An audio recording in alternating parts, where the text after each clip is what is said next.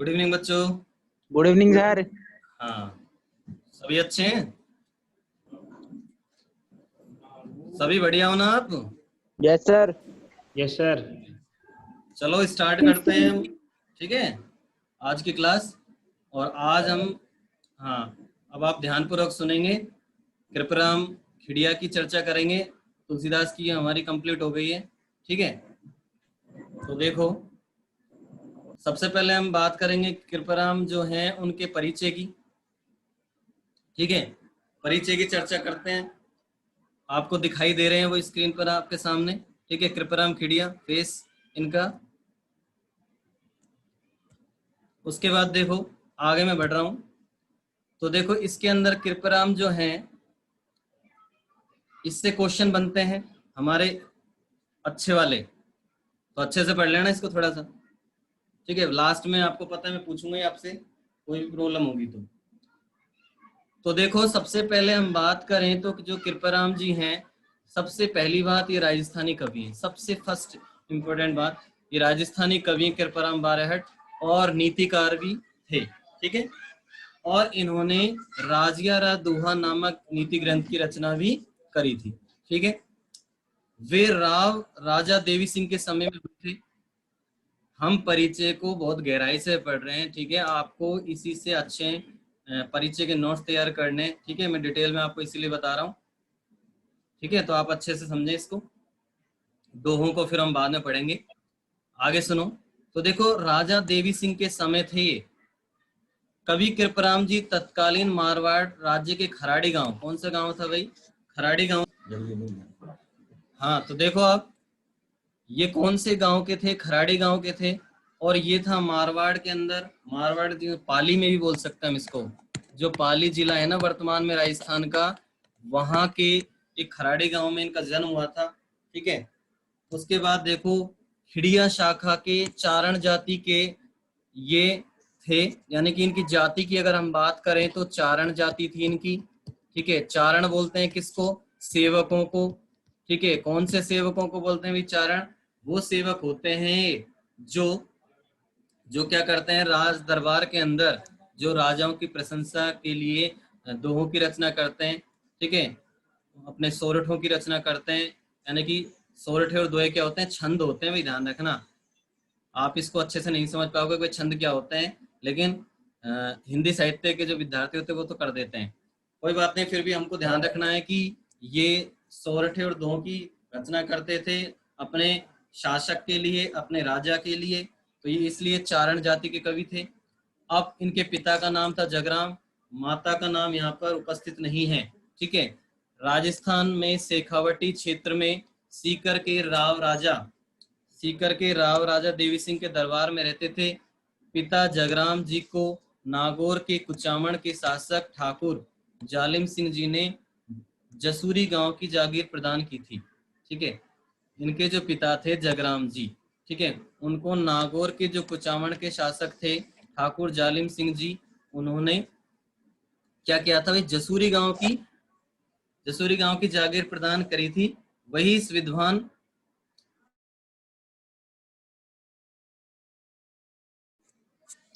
वहीं वहीं इनका क्या हो गया था? जन्म हो गया था इन विद्वान कवि का।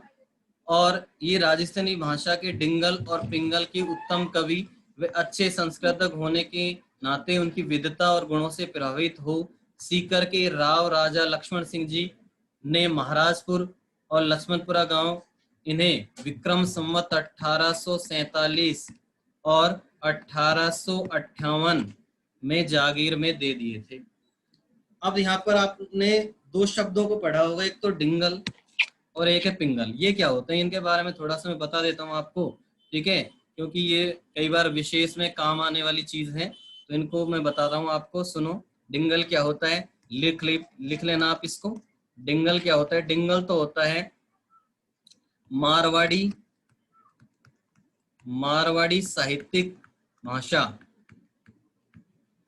मारवाड़ी साहित्यिक भाषा यानी राजस्थानी जो भाषा है, ठीक है, वो मारवाड़ी साहित्यिक भाषा। राजस्थान की भाषा के अंदर जो मारवाड़ी साहित्यिक भाषा है ना, उसको हम डिंगल कहते हैं। और जो पिंगल है हमारा, ये दूसरा जो शब्द दे रखा है यहाँ पर, पिंगल, हमको इसको बोलते हैं राजस्थानी ब्रज मिश्रित।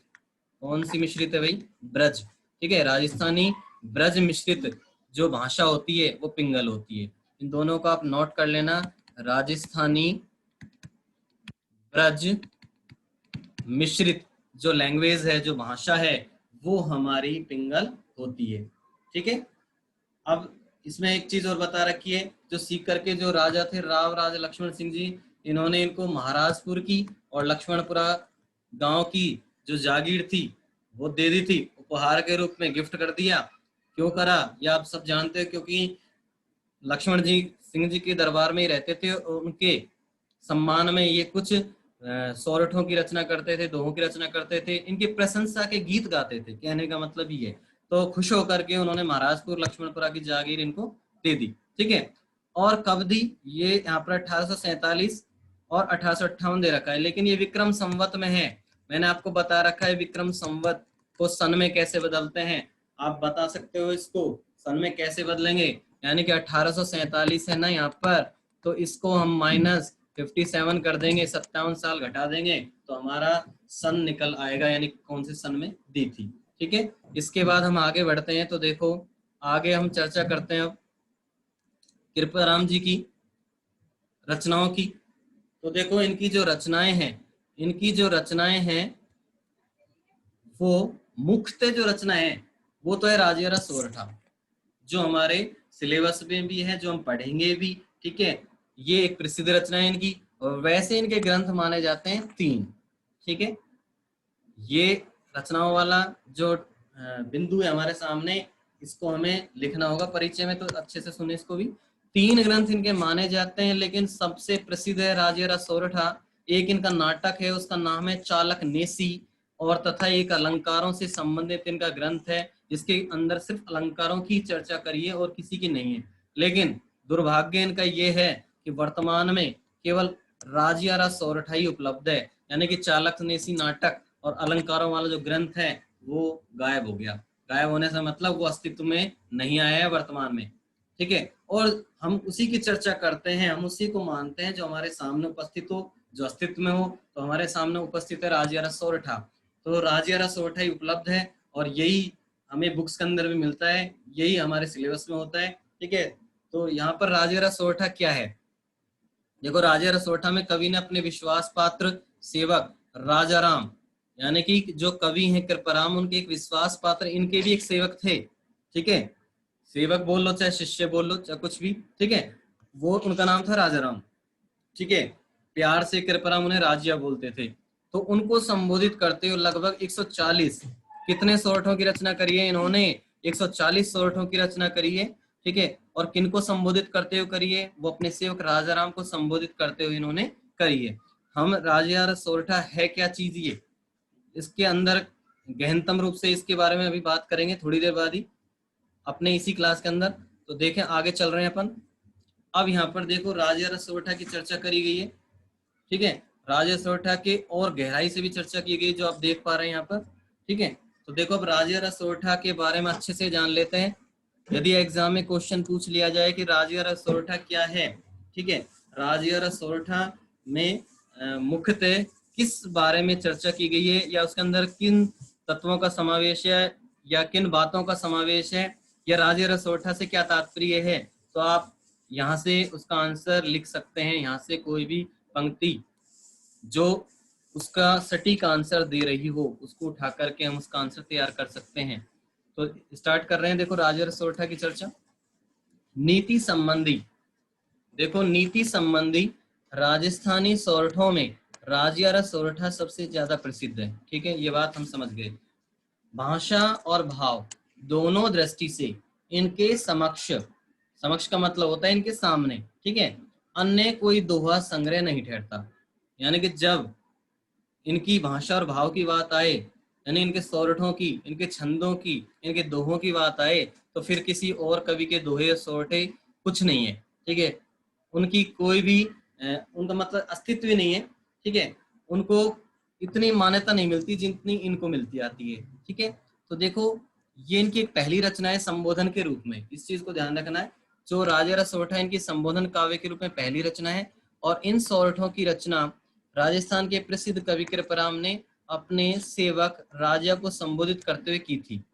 ध्यान रखना, राजिया का बार बार नाम आ रहा है, तो राजिया कौन थे, एग्जाम में इस प्रकार के क्वेश्चन बन जाते हैं। वे राजिया कौन था और उसका कृपराम यानी कवि से क्या संबंध है। तो राजिया जो कवि कृपराम है उनके परम सेवक थे, और उन परम सेवक के लिए ही उनको संबोधित करते लिए ही इन्होंने यानी कृपराम ने क्या लिखे थे, अपने सोरठे लिखे थे, और टोटल 140 सोरठे थे वो। ठीक है, अब ऐसी क्या बात हो गई जिसके कारण से उनको राजा को संबोधित करते हुए सोरठे लिखने पड़े, तो उसके बारे में चर्चा करते हैं। देखो, किंवदंती है कि अपने पुत्र विहीन सेवक राजा को अमर करने के लिए ही विद्वान कवि ने उसे संबोधित करते हुए नीति संबंधी दोहों की रचना की थी। आप समझे इस बात को, दोबारा सुनो। किंवदंती है यानी कि पौराणिक मान्यता है, प्राचीन मान्यता है कि भाई जो राजिया था, ये जो राजिया है ना, ये संतान विहीन था, इसके संतान नहीं थी। ठीक है, ये संतान नहीं थी, तो संतान नहीं होने के कारण ये दुखी रहता था बेचारा, बहुत ज्यादा दुखी रहता था। और जब दुखी रहता तो इस बात का पता चला इनके गुरु यानी कि कृपराम कवि को, और जब उनको पता चला तो उन्होंने इससे कहा कि भाई तुम दुखी मत रहो, ठीक है, संतान नहीं है तो कोई बात नहीं, मैं तुम्हें नीति उपदेशों की शिक्षा देता हूँ, मैं तुम्हें ज्ञान प्रदान करता हूँ।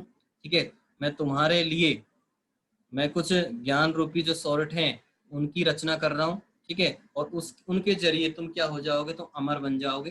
ठीक है, तुम्हें वास्तविक जो जीवन है, वास्तविक जो संसार है उसका पता चल जाएगा। तो फिर इन्होंने जाकर के कृपराम ने राज्य के लिए संबोधन करते हुए सोरठों का निर्माण किया। तो देखो, माना जाता है कि कृपराम रचित सोरठों की संख्या लगभग 500 रही है। ठीक है, ऐसा माना जाता है। ठीक है, लेकिन अब तक 170 दोहे ही सामने आए हैं, इनमें भी लगभग 125 ही प्रमाणिक तौर पर उनकी रचनाएं हैं। ठीक है, ये लाइन इतनी इंपॉर्टेंट नहीं है, आगे चलो। राजिया कृपराम का नौकर था, ये आपको समझ गया। उसने कवि कृपराम की अच्छी सेवा की थी। नौकर, सेवक, शिष्य, ठीक है, हम किसी भी तरीके से यहाँ पर उसको संबोधित कर सकते हैं। उसकी सेवा से प्रसन्न होकर कवि ने उससे कहा कि मैं तेरा नाम अमर कर दूंगा। ऐसा भी प्रसिद्ध है कि राजा की कोई संतान नहीं थी जिससे वह उदास रहा करता था, और उसकी उदास आकृति को देखकर कृपराम ने उसकी उदासी का कारण पूछा। तब राजिया ने कहा, भाई मेरे कोई संतान नहीं है, और संतान के अभाव में मेरा वंश आगे नहीं चलेगा, और मेरा नाम ही संसार से लुप्त हो जाएगा। इस पर कवि ने उससे कहा कि तू चिंता मत कर। ठीक है, यानी कि भाई हर कोई इंसान दुखी होता है जब वो संतानहीन होता है। तो यहाँ पर इसी कारण से जो राजिया था वो भी दुखी था, तो उसको समझाते हुए कृपराम ने उसको बोला। तो देखो, राजा कृपराम का नौकर थे, ये हमने पढ़ लिया। अब उन्होंने क्या बोला कि भाई तू चिंता मत कर, मैं तेरा नाम अमर कर दूंगा। ठीक है, और फिर कवि कृपराम ने नीति के दोहों की रचना करी, और फिर उनके द्वारा उन्होंने राजिया का नाम सचमुच में अमर कर दिया। और कैसे अमर कर दिया? अमर ऐसे कर दिया कि आज भी उनके मरने के बाद भी, इतने सालों बाद, इतने पीढ़ियों के बाद, इतने युगों के बाद, फिर हम क्या कर रहे हैं, आज भी हम उनके नाम की चर्चा कर रहे हैं। ठीक है, उनका नाम ले रहे हैं। ठीक है, तो आज भी उनका नाम अस्तित्व में है, यानी कृपराम का तो आ ही रहा है नाम। कृपराम के बारे में तो हम पढ़ ही रहे हैं, वो तो कवि हैं, लेकिन साथ ही उन्होंने अपने साथ किसको जोड़ दिया? उन्होंने अपने सेवक राजिया को भी जोड़ दिया, यानी कि उनका जो ये नाम है अमर हो गया, जिसको हम भी पढ़ रहे हैं, और आगे हमारी आने वाली पीढ़ियां भी पढ़ेंगी। ठीक है, तो देखो, प्रत्येक दोहे के अंत में राजिया, हे राजिया संबोधन आता है। ये दोहे भी राजिया के दोहे या राजिया के सोरठे के नाम से प्रसिद्ध हुए। ठीक है, किसी कवि ने अपने नाम की बजाय अपने सेवक का नाम प्रतिष्ठित करने के लिए कृति रची हो, इसका केवल यही उदाहरण है। यानी कि जितने भी साहित्य की जो कृतियां हैं उनमें एकमात्र उदाहरण यही है जिसमें एक कवि ने अपने सेवक के लिए, एक कवि ने अपने सेवक के लिए सोरठे या दोहों का निर्माण किया हो, या अपने किसी काव्य ग्रंथ का निर्माण किया हो। ठीक है, एक यहाँ पर एग्जाम्पल भी दे रखा है राजिया सोरठे का। सांचो मित्र सचेत कहो काम न करो केसो, हर अर्जन रे हेत रथ कर हांक्यो राजिया। यहाँ पर राजिया को संबोधित करते हुए जितने भी सोरठे हैं उनकी चर्चा हम करेंगे अपने लेसन में। ठीक है, इस टॉपिक के अंदर इसकी मैं हिंदी फिर भी बता देता हूँ आपको। देखो, सांचो मित्र सचेत, कि सच्चा मित्र हमेशा हमें सचेत करके चलता है। कहो काम न करो केसो, और ऐसा कौन सा काम है दुनिया में जो सच्चा मित्र नहीं करता है हमारा? ये सच्चा मित्र होगा तो बिल्कुल हमारी हेल्प करेगा। ठीक है, एग्जाम्पल के तौर पर नीचे वाली लाइन देखो, अर्जुन, अर्जुन से मतलब होता है अर्जुन, यानी अर्जुन ने भी, जो अर्जुन है, अर्जुन के लिए भी, यानी अर्जुन की मित्रता को निभाने के लिए जो श्री कृष्ण भगवान थे उन्होंने भी क्या किया था, उनके रथ कर हाँके, यानी उनके रथ को हाँका था, यानी रथ को चलाया था, वो सारथी बन गए थे। ठीक है, तो ये मित्रता का एक उदाहरण है। इसके बाद देखो हम आगे बढ़ते हैं, तो आगे क्या है यहाँ पर, अब ये जो आपके सामने है, ठीक है, इसको बहुत ही गहराई से समझ लेना, क्योंकि राज्य रस सोरठा से क्या तात्पर्य है। ठीक है, अगर वो चीज पूछते हैं हमसे, इसमें राज्य रस सोरठा में क्या उल्लेख किया गया है, राज्य रस सोरठा के इतिहास को बताओ, यदि इस प्रकार के क्वेश्चन बनते हैं तो हमें यहाँ से उसका आंसर उठाना होगा। ठीक है, हमें यहाँ से उसका आंसर निकालना होगा। ठीक है, तो आप इसको ढंग से समझें। देखो, राज्य रस सोरठा राजस्थानी की एक अत्यंत लोकप्रिय रचना है, ये चर्चा हम कर चुके हैं कि वही राजस्थानी रचना है वो। इसका लोकमानस में वही स्थान है जो संस्कृत में भर्तृहरि के नीति शतक का है। वही संस्कृत में जो भर्तृहरि जी हैं, ठीक है, उन भर्तृहरि जी ने जो नीति शतक की रचना करी, भर्तृहरि जी को आप जानते ही, अभी अभी कल परसों मिला गया है। ठीक है, और भर्तृहरि तो अलवर में फेमस है, भर्तृहरि बाबा। तो देखो, भर्तृहरि जी का जो नीति शतक है ना, उसी की बराबरी करता है राज्य रस सोरठा, यानी कृपाराम की जो रचना है राज्य रस सोरठा, उसी की बराबरी करता है। उल्लेखनीय बात यह है कि इन दोहे सोरठों को रचनाकार ने अपने नाम में न लिखकर अपने सेवक राजा के नाम कहकर उसे लोक स्मृति में अमर कर दिया। ये दोहे अपनी सरलता, लोक लुभावन शैली और गूढ़ निहितार्थ के लिए आज भी जन जन का कंठहार बने हैं। ठीक है, राजस्थानी में सोरठे को दूहे का एक प्रकार माना जाता है। देखो, सोरठा क्या होता है, सोरठा क्या होता है, इसकी चर्चा और कर लेते हैं थोड़ी सी, क्योंकि बार बार ये सोरठा सोरठा आ रहा है और हमें विशेष के अंदर इसको भी लिखना है। प्रत्येक सोरठे में लास्ट में लिखेंगे व्याख्या में, वही सोरठे छंद का प्रयोग किया गया। तो सोरठा एक छंद होता है, सबसे पहले तो इस चीज को समझें कि सोरठा क्या होता है। सोरठा एक छंद होता है, और देखो सोरठे छंद में, सोरठे छंद में ये एक मात्रिक छंद है। सोरठा छंद जो है ये एक मात्रिक छंद है, मात्रिक। ठीक है, और इस मात्रिक छंद में, मात्रिक छंद में हमें चार पार्ट्स होते हैं किसी दोहे के, उन चार पार्ट्स के अंदर हमें मात्राएं देखने को मिलती हैं। और किस रूप में मात्राएं देखने को मिलती हैं, वो हमको 11-13 के अनुपात में हमको देखने को मिलती है। ठीक है, लेकिन हमें इस चीज को ज्यादा गहराई में नहीं समझना है, सिर्फ इतना ध्यान रखना है कि सोरठा एक छंद होता है। ठीक है, तो देखो सोरठे के बारे में हमने चर्चा कर ली। हमको कृपराम के जब हम कोई भी व्याख्या करेंगे तो प्रत्येक व्याख्या के विशेष में एक लाइन इसी सोरठे की होगी, हमको ये लाइन लिखनी होगी कि इसके अंदर सोरठे छंद का प्रयोग किया गया है। ठीक है, तो देखिए आगे बात करते हैं गुजरात के क्षेत्र विशेष, गुजरात के क्षेत्र विशेष सौराष्ट्र, गुजरात का जो क्षेत्र विशेष है सौराष्ट्र प्रदेश में उत्पत्ति व विशेष प्रचलन में, उत्पत्ति व विशेष प्रचलन के कारण से सोरठे दोहे के रूप में भी जाना जाता है। ठीक है, और इस विषय में यह दोहा प्रसिद्ध भी है कि सोरठिए दूहो भलो भल मरवण की बात, और जोवन छाई धन भली तारा छाई रात।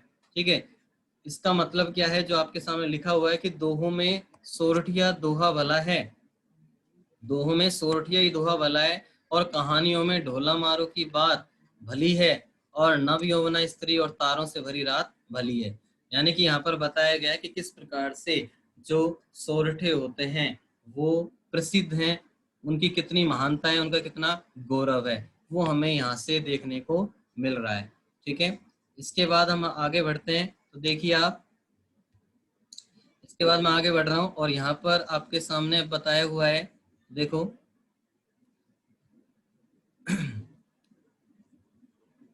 हमारी जो बुक्स है, बुक्स के अंदर जो परिचय दे रखा है वो यहाँ पर हमारे सामने उपस्थित है, उसके बारे में और चर्चा कर लेते हैं कि भाई यहाँ पर क्या लिखा हुआ है।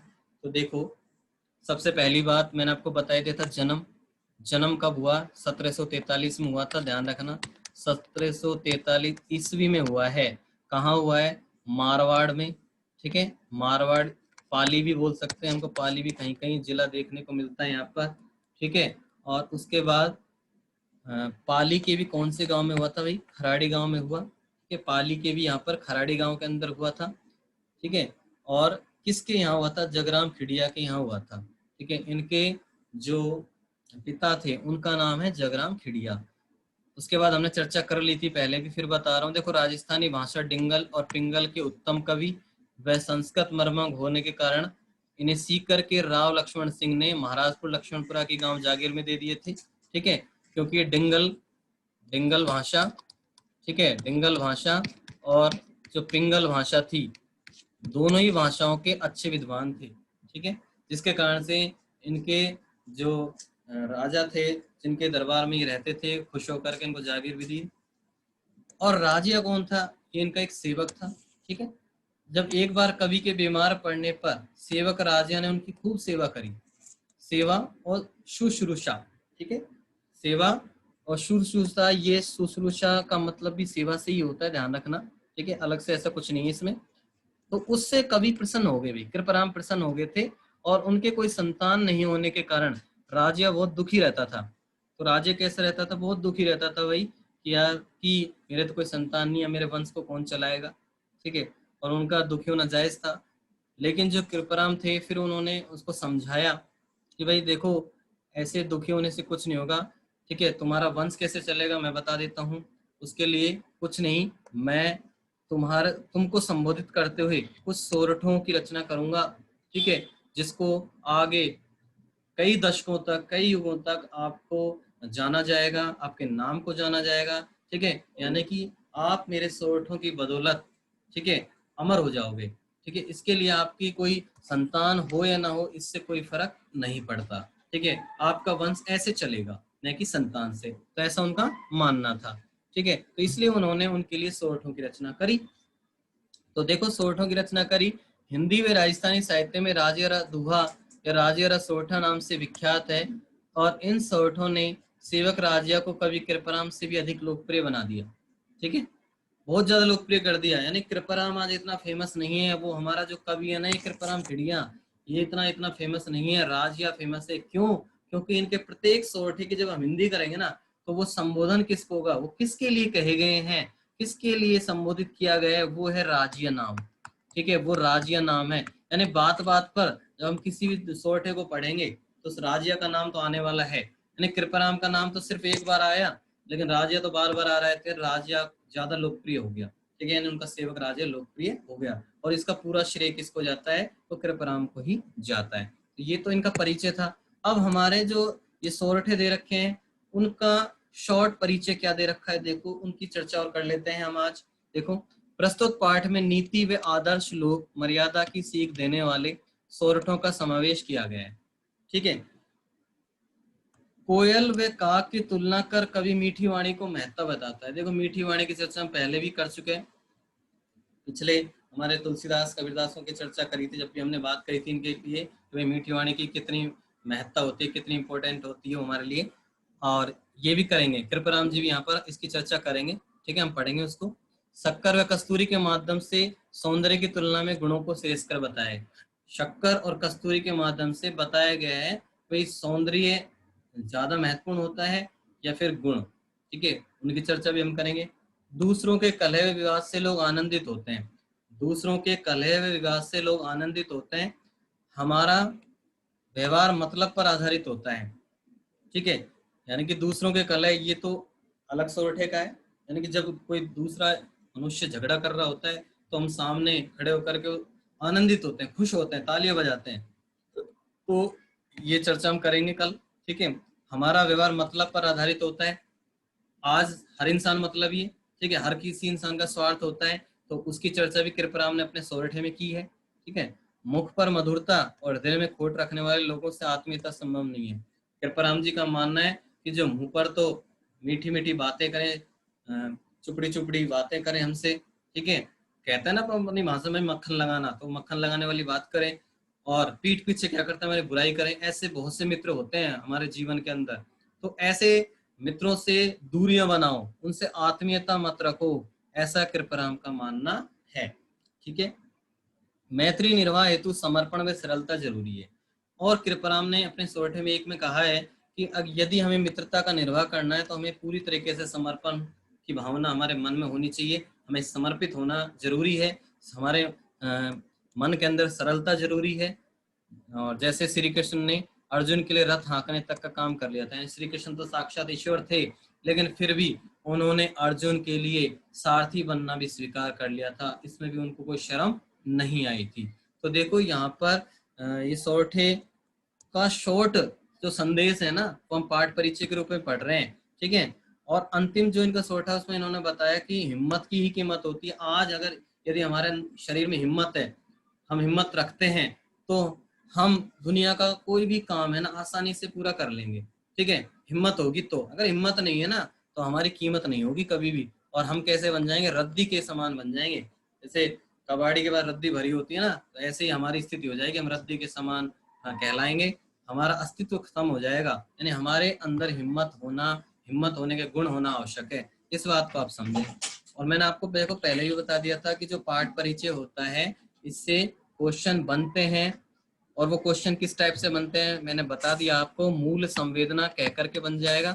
ठीक है, मूल संवेदना कह करके बन जाएगा, मूल प्रतिपाद करके बन सकता है। ठीक है, कि भाई राजयारा सोरठा जो है उसका मूल प्रतिपाद बताओ, या राजयारा सोरठा का मूल संवेदना क्या होगी, या मूल भाव क्या होगा।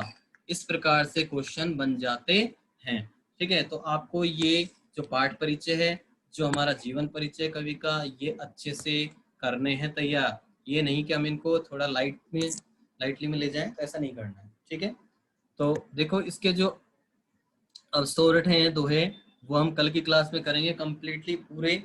कल इसके जो सातों की सातों हैं वो हम कंप्लीट कर लेंगे। ठीक है, आप उसकी टेंशन नहीं ले, बहुत अच्छे से वो समझ में आने वाले हैं।